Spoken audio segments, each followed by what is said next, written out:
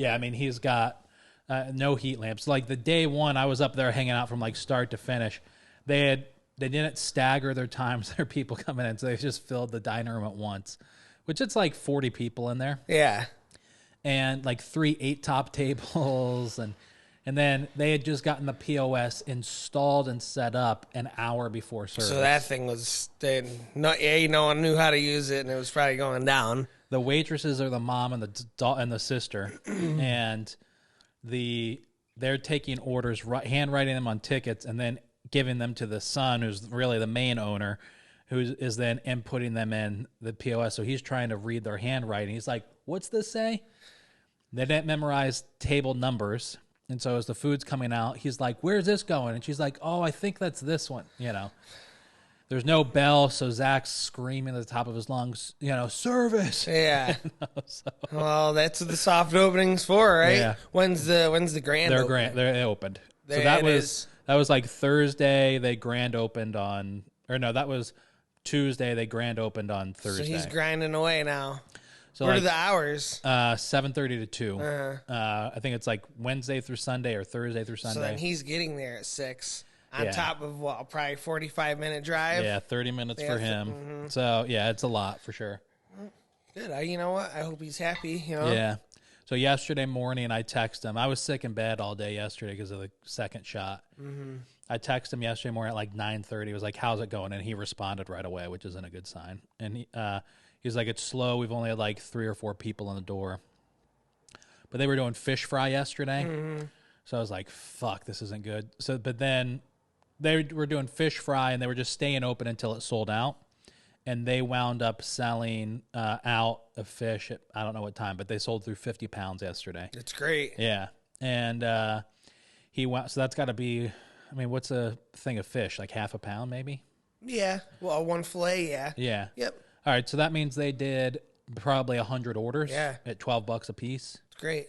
So at 7, he called me. I was sleeping, and he woke me up last night at 7.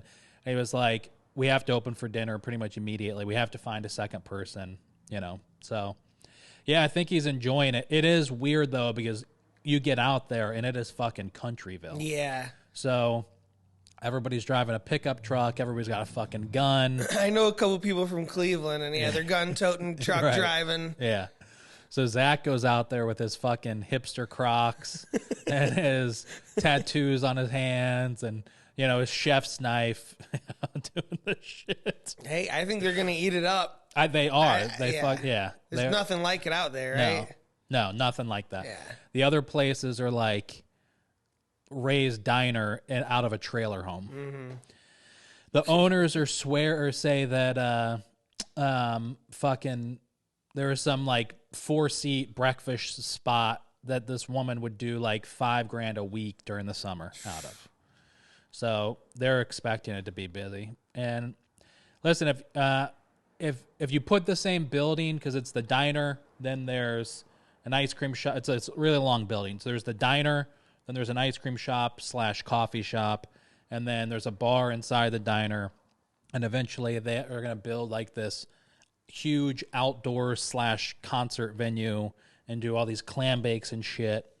If you put the place in Syracuse, it probably wouldn't do well because there's so much. But out there, when there's nothing and there's they have everything to offer right there. Right. So is it one of the same people own all of these? Yeah. Great. Yeah. Great for them.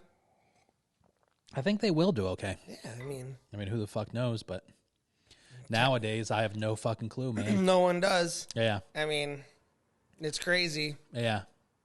Mad Burger is first day open, second day open, whatever it was, sold out of food. Couldn't even open the next day because there was no food left to be sold. And that right there is, I was hesitant of the idea at first, but now the way things are going, it's honestly brilliant. Yeah. Because there's no one to work, but she's clearly not relying on that. They're not even open for dining. Right. Takeout. Yeah. That's it. You don't need more than one person. Right. So. Yeah. That's the way to do it right now. I know. It's, yeah. So, like, sold out of food. Then the next week, like, the Wednesday, Thursday was, like, kind of, they weren't shitty, but they weren't nearly as good. And then, like, that Saturday sold out again. So I have no idea. Like, you'd think, all right, you're going to be fucking busy out of the gate. You're going to crush it and keep crushing it. There was another client. I won't mention their name because I fucking hate this restaurant. But they were slammed busy for like a solid month or two when they first opened, and then now they're dead. And then other people have opened and they're dead, and then for a couple months, and then now they're yeah.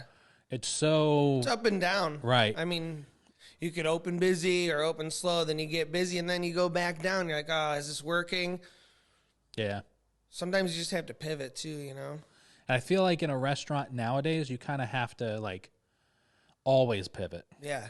I don't think you can go from like being original grain to all of a sudden turn into fucking, whatever fat melted cheese R Us restaurant. Right. But you have to constantly be adding new things, trying to hype it as much as possible. I think you can incorporate those things. Yeah. That's a smart way to do it, I mean, Kyle fucking did cheesesteaks in the beginning of the pandemic, right? Yeah.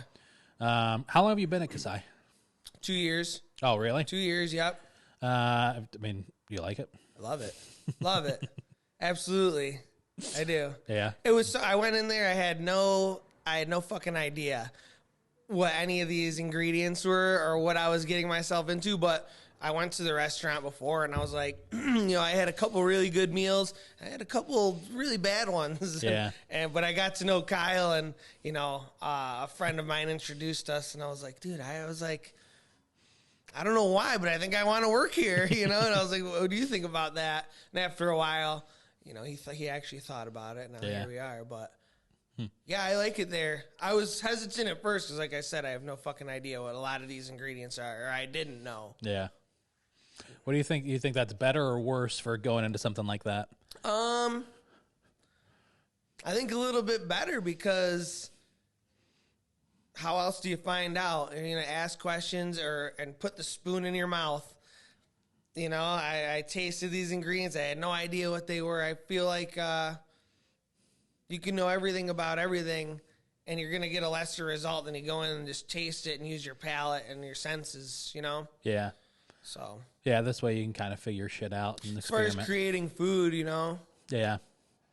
Yeah, it's, you really have to be open. I've said it for a while about like how backward Syracuse is behind the times. And I feel like the burrito tacos is like one of the first trends that we're not at the forefront of it, but we're not 10 years behind like we typically are. Yeah. And which is, I don't know why, that's super fucking surprising that we are. I didn't know anybody in town was doing it until I did the video at Kasai and Kyle had it, and I made the fucking connection at that point. Next thing you know, everywhere else is doing Literally, it. And it's not, yeah. It was already a thing, but yeah, it just kind of blew up after that, and it was great. Yeah, there's like 10 places in town or around town that are doing it now. Still, I'm surprised not more haven't jumped on it. Yeah. But, and I don't know how legit they are, because there's like a couple of bars and taverns that are fucking doing it. But right. I mean, it's a simple thing. I mean, really. Yeah. Yeah, really. I mean, you have to have a really good fucking, what are they, is it a broth or, whatever the consomme, whatever the fuck it is. It's not consomme because it's not clear. It's not a broth because it's, I don't know. It's fatty and it's just delicious. Yeah. But, we had the ones at Carmelita's, and those are really fucking good. Yeah. And she's only doing them on Saturdays. And see, we don't even really do them the traditional way. Right. But it's a play on it. Yeah, for sure. Which is fun. Yeah, and it's good. So. So with that, I've started, like, just recently, we've started looking around the internet at, like, what other restaurants around the country are doing and shit like that, and, like, what they're posting and how they're posting it. And, the one thing that I see, I mean, granted, I'm sure these places are pretty true to who they are, but everything's trendy, like the posts that they're making, the videos they're putting out, everything's like trendy and like really, especially nowadays, it's, it's not on TikTok, but it's TikTok-y, Yeah. Everybody's got their fucking thing. And, I'd say that's areas that Syracuse is still beyond the times in terms of like social stuff. But yeah, the burrito tacos was really surprising to see. But people have to fucking do, like, Kyle did cheesesteak, so now he's not switching to tacos, but now he's got tacos on the menu. People are still asking about the goddamn cheesesteaks. Really? Yeah, I mean, it's like we did it for when we were locked down, no dine-in, and that was great. And that's what we did, and we're glad people responded so well to it. Maybe in the future, probably in the future, something's going to come of it. Yeah. You know, but that's also a reason why you do things like that, you know, Right. see what people want. Because, you know, not to be offensive to anyone out there doing cheesesteaks, there's some good cheesesteaks. They might not be traditional to Philadelphia or whatever, but I just, you know. Yeah. This is a really good cheesesteak, man. Yeah. There's a couple places I haven't been. The Taste of Philadelphia in Eastwood I've never been to, but I don't know how they are. And there's a place in Fayetteville called Gino's that I haven't been to either. Yeah, I think there's also Gino's in North Syracuse. I've been to that one. Are they the same? No. No. The one in Fayetteville is actually, it was a guy, I'm assuming he still owns it and runs it. He had a creative marketing agency and then opened that thing. And their social media is good. I've only ever heard good things about them, but I need to get out there and check them out. And who doesn't love a good cheesesteak? I know. Cheese and steak. Yeah. I don't know. I've had really good whiz and I've had really bad whiz. Yeah, it's something so simple, but it's really Yeah. there's a science behind it in a way. Right. You know. Weren't you guys making your own? Oh yeah, absolutely. Yeah. Yep. Huh. Yeah, it's nuts. Yeah, I don't know what the trend is now, except for people still want the new shit more than ever. I think it's like, you know, the birria tacos is one thing. People always love some sort of fried chicken. I don't get the hype between the fried chicken, Yeah. all the fried chickens with the fast food places. I mean, typically they're all just a fried chicken sandwich with some pickles on there. I don't get Right. The fried chicken sandwich is like the biggest trend in food right now. but it has been for It has been for a while. Yeah. I had like McDonald's came out with their big thing, and it's supposed to be really. I went and tried it. It was pretty disgusting, which I guess it should be pretty Right. disgusting coming from McDonald's. But there's some really good chicken sandwiches out there. I don't know if anybody has really fucking nailed it yet. And I don't know why people haven't done. I'm talking about like the traditional chicken sandwich, like Kasai. You guys have yours. You have the new one now with the ghost pepper or the Reaper. Yeah. Zach does a really good one at Four Meadows. He's got like his special sauce, whatever on it. It's really good. But I don't know if anybody's really fucking perfected it yet. I had SoFlies. It was okay. Yeah. But I'd love to see like a fried chicken restaurant pop up. Yeah. You know, like not just sandwiches, but do like legitimate fried chicken. Yeah, whole half chickens, Yeah. right? We used to do the half chicken over at Kasai, Yeah. and it was good. Yeah. You know, but I always think to myself, what makes, so you have all these different variations of fried chicken, grilled chicken, this chicken, that chicken. What makes the perfect chicken sandwich? Right. Have we figured that out yet? No, I don't think Right. So I think just with everyone doing all these different things, maybe one day we can all come to agreement that this makes a perfect chicken sandwich. And does it have pickles on it? Because that's a new thing Yeah. I've been seeing is let's keep pickles off of chicken sandwiches. I think it's asinine, Right. but there's people out there who think like this, these Yeah. crazy wackadoodles. But I'm a pickle on the sandwich type of guy. I don't know if I've ever had one without a pickle on the sandwich. Because it's crazy, right? But Yeah. so I think we have years and years Right. ahead of us before we find the perfect chicken sandwich. I've never had the chicken sandwich at FLX Frybird, but we went out there like 2 years ago and had the chicken, just the fried chicken, and they'd use a pressure fryer, and the spice on it was some of the best fried chicken I've ever had. And see, you're not much of a spice guy. Not Not hot. Yeah. Right. Yeah. No, I'm not. I don't want to fucking be sitting there crying. The biggest thing is I don't want to look like a fucking idiot. I have to stop cursing. Mark, I know you're listening. I'm sorry for cursing all the time. One of the listeners tells me when I curse too much. I don't want to look like an idiot in a restaurant. It's the same reason why I won't order chicken wings if I'm dining at a restaurant, because I don't want to look like the stereotype of like the fat guy sitting down with food all over my face. It's the same reason why I refuse buffets. I will never. I've been to Texas de Brazil once, and that will be the only time I go there. Man, I made a fool of myself there. Exactly. You know? That's why I don't go. That's why I don't want to go. Sometimes you just have to embrace it. No, man. No? No. No, sometimes I'm out there. I'm like, this is what they're expecting of me, so let's just give them a show. No, man. I don't want to. No. I hate. We went to a family function like a couple of years ago, my wife and I, and it was she was like going to this restaurant where she was like, it was like an Easter dinner or something, and she was like, "Oh, by the way, it's a buffet." I was like, "The fuck it is." No, it's like, call your parents. We're going somewhere else. I don't think we did go somewhere No, else. line me up. I'll tuck the napkin into my shirt, and then I'll head to the line. I mean, yeah, man. No, I don't like that kind of stuff. So that's why I don't like hot stuff.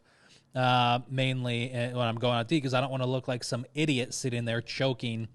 Nothing is more embarrassing to me than being at a restaurant like choking on water or something. You know, like you're on display, right? At that point, yeah. Exactly.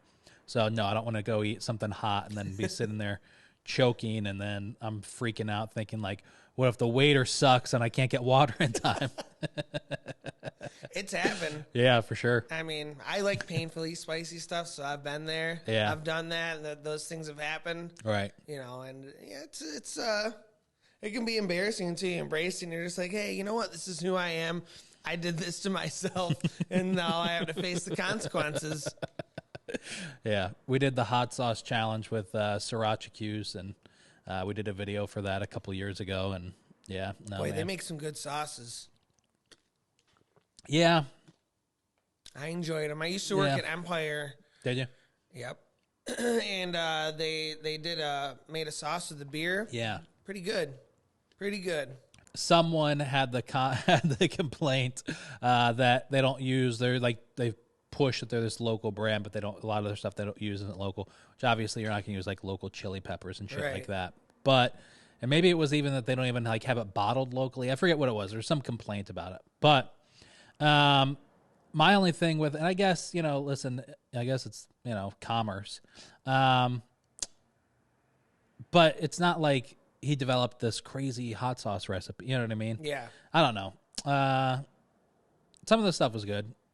Most they of could it do it local. Like. Yeah. I've told people before, there's other businesses out there. Like you have these hydroponic shops, right? And you go in there, if you do any sort of home growing vegetable garden, you go in there and they always have a big display of the equipment that they want you to buy. Yeah. And they want to use it. I've done this before. You go in there and say, hey, why don't you start growing some ghost peppers or something, right? They'll grow it for you, maybe throw them a couple bucks, or they'll just harvest the fruit of the plant for you. Huh. Wouldn't you say that's a locally sourced pepper? It's as easy as that. If you really wanted to do it, you could do it. Yeah, for sure. Huh. Yeah, I never thought about that. And everyone wins. Maybe throw a little advertisement on the bottle, or when you do a promotion, say, hey, I got this here and there. They grew it for me. Yeah. Grown in Syracuse or wherever you may be from. Right. And everyone wins. Have you ever gotten into that, growing your own stuff? Yeah. Yep. Mm-hmm. Ended horribly. Jalapenos tasted like ghost peppers. Ghost peppers weren't hot. Terrible tacos. Ruined my whole night. But yeah, for sure. The ghost peppers weren't hot? They cross-pollinated. The ghost pepper was like a really mild, and the jalapeno was insane. So when I'm chopping raw jalapenos on my tacos, and I'm crying, and I'm stuff's leaking from my face, I'm like, what had happened here? And it took me a minute to get out of panic mode and be like, oh, this is what happened. Oh, that's pretty funny.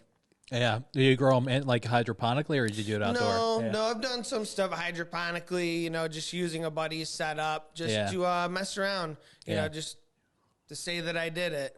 Yeah. It's something that intrigues me. It just, unfortunately, don't have much time for it. I think that's all probably going to blow up, especially even more now that weed is legal in New York State. Yeah. Oh, yeah. Yeah. Yeah. Because you can't buy it. You can't sell it yet. And the retail may not be coming for a year, but you can, what was it? You can, I think you can have you can carry up to like 3 ounces on your person. Crazy amount of weed just to be carrying around. You can have up to like 5 pounds in your home. Uh-huh. and you can now smoke it wherever you can smoke cigarettes. Which is, I know I had this conversation yesterday so they can come up with some other regulations. I can't believe I haven't seen it yet, especially working in Armory Square. Yeah. I thought all these college kids are going to be going around, blazing blunts and all this. Right. And it hasn't happened yet. That's surprising. That is surprising. Yeah. But give it time. Yeah. I'm sure not everyone's on the news like you think they would be, but Right. it'll only be a matter of time Yeah. before Cheech and Chong come down Armory Square. Yeah. I mean, it's still a federal offense. Yep. I mean, not that, they're going to, anybody's really going to go after somebody smoking a little bit of weed on the streets. You can, still be drug tested at Yeah. work if they don't want you smoking weed and working for their company. That's Yeah. going to be a thing. As long as it's federally illegal, that is always going to be the thing. Yeah. Oh, I didn't think about that. Yeah. Hey, it's legal, but Right. you're a nurse or you're this or that. Yeah. Huh. And, I'm not a pot smoker anymore. I used to be, but now that it's now that it's legal, I don't know if I'll get back into it or not, or try. I really want to experiment at some point with different things, like to see what would happen creatively. But a friend of mine and I just had a beer last week, and he was telling me about he has started to, and he called me like 2 years or like at the beginning of the pandemic and asked me if I knew anybody that he could get mushrooms from. And immediately the two people I recommended were two friends of, like, he knew them as well, and they refused to sell to him. But he wound up finding someone, and so we got a beer because he wanted to tell me about this experience. Apparently he had some experience where he way overdosed on mushrooms, but this experience is this guy does these things.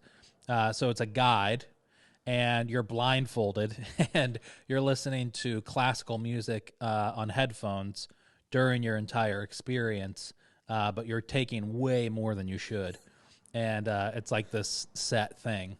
And so he had this really enlightening thing. This is a friend of mine who. Is this supposed to be therapeutic? Because this is sounding a little torturous. I don't know if it's supposed to be therapeutic or not. Well, no, I take that back. Yes, it is, because he came. This is a guy who typically, even when he's out around people like his friends, he doesn't like to be out in public. Like, he would have really bad social anxiety. You would never know it from talking to him because he is a really interesting and kind of enlightened person.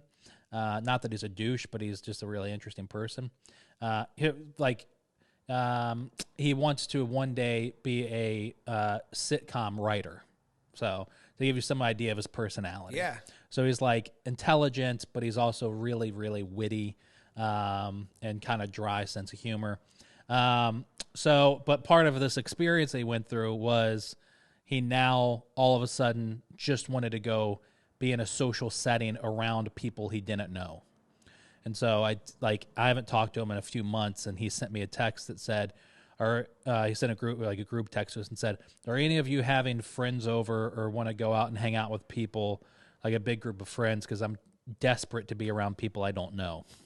So he's trying. Yeah. That's great. I was like, I don't have anything planned, but we can go get a beer if you want to. And we went to the Salt City Market, which was probably the best case for him, to be around a shit ton of people. But it's a big space. I haven't been there yet.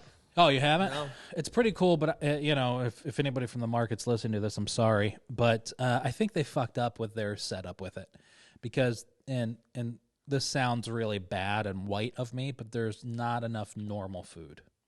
Yeah, I see. It's a little all over the place, a little one-sided kind of even. Yeah. But you can go in there and you can get soul food from Slay's place. You can go to Miss Prissy's. All the food there that I've had is phenomenal. I don't think any of it's bad food. But you have those two. Then you have, you have Firecracker Thai Kitchen. Sarah there on the card. We've had her on the podcast. Amazing. Her first job in a kitchen was at Bistro Elephant. And at, what's the other place that he owns? There's Bistro Elephant, and what's the really fine dining place that Max owns? Lemongrass? Lemongrass. and then Lemongrass, because they share kind of the same space. And Lemongrass, Eamon Lee and Jared from fucking St. Urban were in that kitchen. And Sarah's first kitchen job was sharing a space with them. I mean, rough. Yeah, I mean, crazy. Yeah, you know, because those are two of the best right there. Right. And so you have Firecracker Thai Kitchen. She's doing great. You have Nyauk, who's doing Mama High's great job. Ewing at the Cake Bar is obviously doing great. You have Big in Burma. You've got the Sinbad. You got the whatever. I think it's Iraqi, but whatever the hell it is. So they do Middle Eastern food. Have you tried this? Because they have a place by me in Eastwood on James Street, this Stretch ice cream. I haven't, but I've heard amazing things about it. Yeah, I'm really. Have you had it? No, I haven't. I've heard great things too. I'm really interested in that. I haven't been in there. No, I've heard some pretty killer things about it though. I haven't heard anything about it in a while, but. I don't think the name of the place at the market is called Sinbad's, and now I feel very racist. I think Sinbad's is the place in Eastwood. On James Street, right? Jesus. Okay. Well, we live and we learn. It's okay. Forgive me. Don't cancel me. And then you have the Jamaican place, and you have Fiona at Pie's the Limit. And it just set up, like, the layout's weird in there. It's not weird in there, but I feel like Fiona's down at like the one. You haven't been in there yet, so there's like the main section, and then you have Fiona's like all the way. Not all the way. It's only a few feet away, but Fiona's at this end of the market that there's no traffic to right now because the co-op isn't open. So it's like being like the last spot in the dark corridor of the mall. Yeah. So you have her. Plus, from what I've been told, is that like Firecracker and Mama High's aren't doing really that well, and like Big in Burma, and whatever for whatever reason that is, that like it's the soul food places that are really crushing it. But there's just you can't go in there and get a cheeseburger or a slice of pizza. And you should be able to. Yeah, I mean, for where it is and what they're trying to cater to, I feel like that would be the obvious choice. If you want to attract the most amount of people, if a family wants to go down there with their kids and the kids can get chicken nuggets and you can go and get whatever, you should be able to do that. Yeah. So, yeah, I don't know. I think, and I was even thinking about this leading up to it, and that is that... this is kind of like, I mean, if you own a restaurant, this is kind of like, wow, I've made it. I'm in the fucking Salt City Market. Yeah. Like, when else are you going to have a restaurant that's as nice as that? So it's got to be a pretty big letdown when your contract is up. Right. What are you going to do? Go from the Salt City Market to then some small spot, right. And it's a pretty big space in there, right? It's huge. Yeah. It's gorgeous. Everything's bright and clean and shiny and modern and... It's brand new. Everything in there is brand new, so that's great. But they need a... Yeah. They have a bar in there, too, right? They have a nice bar in there. Now, what's that attached to? Just a solo standalone bar? Or? So it's Salt City Coffee, Salt City Bar. So it's like on its own separate wing, and they're open different hours in the market. And it's gorgeous in there. We've been in there. I've hung out there a couple times. Yeah, it's great. They're doing a great job at the Salt City Market or Salt City Bar and Coffee. But even they're having some trouble, like kind of, so just everything. It's growing pains, and it's not like, but I don't know. I expected a little bit more. Right. Yeah. But I'm sure they'll work it out because you've got Adam who's running the food Everyone part. In there, they're gonna learn together too. Right. And Syracuse never had anything like this before, and I know that like the people that are in charge of it are know what they're doing. So. And I had to say that because I just bashed them for the last 5 minutes. I don't think you bashed them. I think maybe constructive criticism. Right. I mean, it is exactly what it is. It's what you saw, what you commented on, right? I feel like they can take it as like, hey, this guy is really giving it to us, or hey, maybe he's got a point. Yeah. And I'm sure you're thinking what a lot of other people are thinking. Yeah. Oh, shit, whatever. So what do you think Syracuse is missing in the foods? Like, what's something you'd like to see and different about the food scene in Syracuse? The food scene in Syracuse, I think a little bit more diversity You know, you got a ton of pizza joints, you got a ton of burger joints. They're all doing something a little different, but at the end of the day, it's the same thing, right? Maybe a little mix up. I mean, there's an Italian joint on every corner of the city. Yeah. They're all good in their own ways. Some of them are not good, but they're doing great, you know? I don't know. I'd like to see a little bit more mix of, you know, maybe a place that's already there, right? Let's just like pick a bar, right? Like Shifty's or something. Yeah. Right? You go there for beer, chicken wings, and live music, but what if they like threw a whiskey bar in there? Yeah. You know what I mean? Or something like that, just to you know, people already know that it's there. Yeah. But I feel like they need a reason to keep going back. That's not just the same thing that you're going to get every time. Yeah. You know, St. Urban was great. When that came around, there's really nothing like that. And, you know, now that Lacey's gone, maybe we should bring back a couple more small plates, tapas places, you know? Yeah. Let's go grab a quick bite before you want to hit the town or go see a movie. Right. You know, now a lot of the places here are trying to give you an experience. And sometimes you don't always want that. Mm-hmm. You know, good food in and out. I think that would be great to bring around here. Yeah. You know, that's not going and getting a burger, you know? Right. Yeah. I don't, there was, yeah, it's a tough town to be in for sure.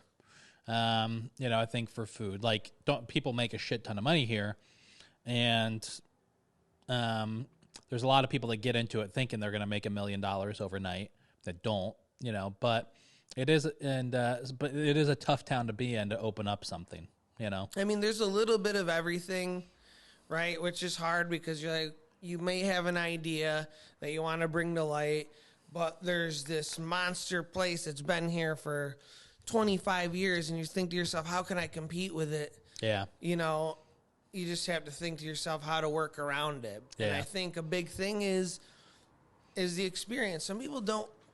The experience to them could be going in, grabbing something that's not a burger, a little small plate, you know, maybe some gravlax or this or that, nice house-cured meats, and you're in and you're out. Some finger foods, have a glass of wine, and then you're on about your day, your night, whatever you may have ahead of you. Right. That's not something that's readily available right now. Yeah, that's true. Where would you put something like that? Downtown or? No, probably the outskirts, you know, around here is nice, you know, heading into the west side, Tip Hill, close to the mall, close to places where there's activities that's not centered around that. Yeah. You know, I mean, we're near the mall. The mall's, you know, has a ton of things to offer inside, but I know a lot of people that would just probably rather go to the mall just for the movies or to be in and out. So to have something in the area that's, you know, you can't offer in the mall would help them and help the people starting the business. I wonder what's going to happen to the mall if they're going to, I mean, you'd like to think that something that big can't really go under, but I mean, I don't see how something that big could really still stay alive. I think, you know, the vendors inside have a fair chance, but I think they need the people who are in charge of the facility to keep that updated too, because, you know, from what I hear, without throwing shade at anybody, that the resources that the people have there are little to none. Yeah. You know, you go in there and you rent a space and you're told it's this and that, and then you get in there and, you know, there's cracks in the floor. Maybe you have a cooler that has, you know, leaking coolant and all this and that, and now you're left to pick up the pieces. That's not really, you know, 5 years down the road, you're not going to want people are not going to want to be vendors in that mall. Yeah, for sure. And that's going to be terrible for the area and for Destiny USA. Yeah. Huh. So, you've been at Kasai for 2 years. Where were you before that? I was at the Craftsman. Okay. In Fayetteville. Yep. I know Steve Batur, Chef Steve Batur, a very good friend of mine. Yeah. I was there for a little while. Before that, I was the head chef out at Empire in Cazenovia. Oh, really? For years, yep. Oh, I didn't know that. Yep. What was that like? Crazy. You know, beautiful ride out to Cazenovia. It's a beautiful brewery. Super, super busy on a very nice property. The property was incredible. Had a lot of good opportunities there. It was nice. You know? Have you been out there since Myers Creek opened back up? I have not. I would like to. I saw, the process of it becoming Myers Creek from Empire, Yeah. and it was especially interesting to me because, Feldmeyer's the one who built the brewery there, who owns Myers Creek. So they knew the ins and outs of the place, and crazy to see how much they changed something that they had already originally built. Yeah. I mean, from what I hear, the place is it's nothing like it was. Have you been out there? Yeah, we've been out there. I don't think I had been inside of it when it was Empire a couple times, but never as like a customer. Just when I would have to like drop shit off because Kubal was, had coffee there and stuff. And I know they opened up like the entryway and the top, and they're building out, I think, the basement or the second floor, whatever the hell it is. They're building out on a different floor, like the whole space out there, which is pretty cool. But yeah, I don't know. The inside to me looks the same, or similar at least. I should say similar. Mm-hmm. It's kind of the same vibe out there. Yeah. It's a gorgeous space. Right. There's no question about that. Yeah, that property. Yeah. I know when it was Empire, I think it was 22 acres they had out there, something like that. Crazy amount of space. Nuts, man. Yeah. Such an expensive operation. Yeah. Yeah. Yep. So how long were you there? I was there maybe 3 years. Okay. They had the original chef when they had it opened, and then I had went there. My buddy was the chef there, my buddy Jimmy Bombardo, and I worked with him. He went, and he actually, before the trend, he left there to go start growing weed and stuff in Maine. Oh, really? He's what's called an oil extraction artist. No idea what it means, but then I took over his spot, and I was there for a few years doing stuff there, which is, it's cool. That's cool. Yep. Did you ever think during the pandemic that you wanted to get out of the industry? No, because when the pandemic hit, I was at Kasai, and if you were aware of what was going on, you kind of saw the direction that it was going in.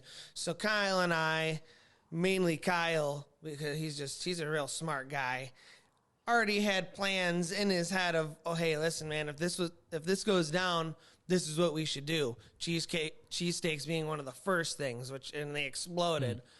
He already had the idea of pivoting. So no, I was not trying to get out of the industry. I felt pretty safe there, especially that being allowed to be one of the places that stayed open and available to people. Yeah. When there was little to offer. Yeah. I think it's definitely interesting to see everybody's behaviors now that things are kind of coming out, I got my second dose yesterday, so it's kind of done with, in my head. I'm surprised how many, I'm not surprised. In my head, from everybody's behavior, COVID is done. Nobody cares anymore. Right. I was at a restaurant one day, like a month ago, old couple sitting next to me who was telling their waitress that they had both been vaccinated, and so now they were going out because they hadn't left their house for a year. They were eating out every meal of the day until they had exhausted themselves, So they were like, every day of the week we're going out to dinner for all 3 meals because we just haven't been out. Yeah. So there's obviously people like that, but I just think for the majority of people, COVID's done with. I think they're done with it. Obviously, I don't think it's done with, but I wish if people thought that way, honestly thought that way, hey, the pandemic's over, this and that, then, I might be saying this out of a place of callousness because of what's happening right now. If you think it's over with, then let's get back to work, right? Yeah. Let's stop collecting this money. There's businesses that are dying because they can't find workers, right? There's plenty of people that can dine in, but your experience isn't going to be that great if you can't work, right? Or if no one wants to work. So it's great that people are going out, back, resuming their normal lives and activities and going out and supporting local businesses. They have to remember that they could be a part of the problem not returning back to work. You know for what sure. I mean? Because we're struggling. A lot of businesses in the area and outside of the area are also struggling. It's really, really tough right now. So if you're one of the people that think it's over, then let's get back to work, and one hand washes the other, because right now it's tougher now than it was during the actual pandemic. Yeah. Which is crazy to think about. People are making money whether they're working or not, but there's also people they're making money, but they're working. Yeah. I have two friends. One of them was a chef who's been on unemployment since all this started. Another one runs a restaurant and was looking to hire a chef, not even a chef, like a line cook / kitchen manager. And I connected the two. They met each other and interviewed. And the guy who was the chef said, I'm on unemployment making $800 a week right now, so you have to beat that. And the position didn't pay that much.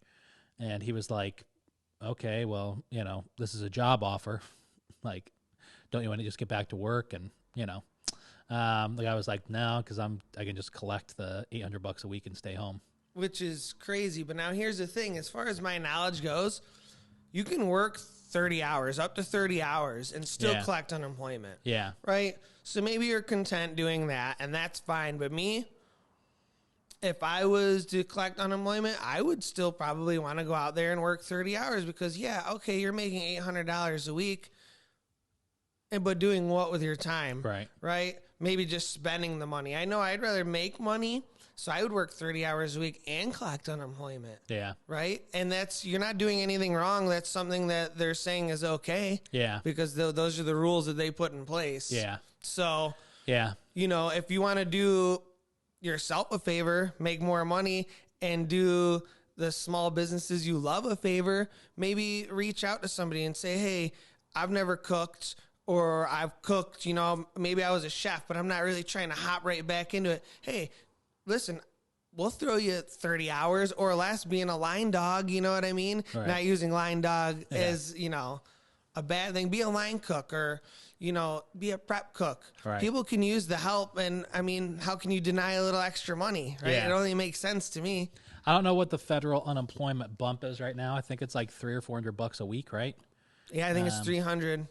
So, obviously you can get that, plus your hours that you're working, and then whatever that difference is from the state. So, yeah, it is crazy. I want to do I really want to do like a podcast interview where I talk to restaurant owners who are struggling, which I know I can talk to pretty much any of them right now. I could throw a fucking stone and find somebody. But I also want to interview somebody who's on unemployment, a restaurant worker who won't go back to work. And I'd have to like blur out their name and face so they don't get fucked. But I don't even know how to approach to find somebody, like that. Who just, not somebody who's like, because obviously if I talk to a couple people that I know, they'd like find some fucking excuse. Right. I want to talk to somebody who legitimately feels like they're taking advantage of the system. It's kind of, how can you not think that you're taking advantage of the system, right? Yeah. There's what is the vaccination now? 30 and older? Yeah. So, there's a huge window for people. You can't even say that you're scared to go out into the world anymore. I know. Right? I feel like it's 70% of Onondaga County has been vaccinated. Yeah. Yep, I got my second shot the other day. Did you? I'm good to go. Yeah. Everyone in the restaurant is good to go. Yeah. You know what I mean? And that's the other thing. All these businesses are taking these extra steps and extra precautions to make sure that people feel safe coming into the restaurants. And clearly it's worked because the restaurants in the area, a lot of them are doing really, really well. Yeah. Which means people are going out. So I don't think anyone can use that excuse anymore as, I'm scared or this is still a real thing. And it is a real thing. I get it. You know what I mean? You're still wearing a mask, aren't you? But you're out and about. Yeah. So as long as you're going to support, I think you should really rethink, Yeah. I wonder when it's going to be when masks and all that kind of stuff go away. I think it's going to be, back to close-knit conversations with people with bad breath. It's going to be terrible. No. That is true. I thought about it the other day. I was like, man, I haven't had that encounter in a long time, where you're like, oh, yeah. Let's end this conversation. Oh, shit. So, so how long have you been? Because I think I saw you worked at the On Center before. That was Kyle. I was. Why did I think that you cooked there too? So I was a banquet chef. Okay. So the Limestone Grill in Fayetteville. Yeah. That's what it was before it was the Craftsman. Oh, okay. Okay, I worked there. Gotcha. Doing banquets and stuff, and that's how I met Steve Batur. I had left to go to Empire, but then I ended up going back when it was the Craftsman as the banquet chef. So I was doing, not on center numbers, but I mean, we were cranking some big numbers, weddings, whatever, pharmaceuticals, you name it, we were doing it. 3 banquet rooms, stuff like that. So yeah. Have you ever wanted to open up your own spot? I've thought about it, and honestly, no, not really. Yeah. I think it's a lot of pressure. I would never say that I'm content, but I'm happy getting better every day. Yeah. At what I'm doing and learning without all the pressure of being a business owner. Right. You know what I mean? There's people, as crazy and strong-willed as Kyle, right. Who is the chef and the owner, right? That's a little crazy to me. I'm glad he can do it, and he's doing a fantastic job. Me, I'm a chef, not so much the business savvy type. So I think we'll just keep that to the people who want to do that, and I'll continue to do my thing. You know what I mean? Yeah. Not to say that I couldn't help somebody start up their own business or right. have lend a hand, shoot a couple ideas out there. But for me, I don't really. Not intriguing. Yeah. You'd be surprised how many people have opened restaurants. I'm sure you wouldn't, but how many people have opened restaurants in this area with just that and no business acumen or anything. Right. I think that's enough. Right. Yeah. Yeah, it's a wild world out there, man. It's a scary thing, I mean, you're putting your life on the line. Yeah. Maybe you're married, you have children, there's 0 time. Your bank account could go down to 0. You throw this up, your house up. Everything is on the line. Yeah. To me, it's a little too much. I mean, and obviously you have to come up with a business plan and all that, and, maybe reach out to investors and stuff. So along the lines, you would hope somebody would tell you, hey, that's actually a pretty terrible idea, but that's not always the way that it works, right? No. So, yeah, for me, we'll just skip that, and I'll just cook the food, design the menus, you know what I mean? Yeah. And lead the staff. Yeah, for sure, man. Well, thanks for coming down and being on the podcast, dude. Wasn't that bad, right? No, it's been real. No, I just I feel like we're just sitting here shooting the shit, Yeah, for sure. Yeah. Which is good, so. Well, thanks, buddy. And everybody get down to Kasai Ramen and check them out.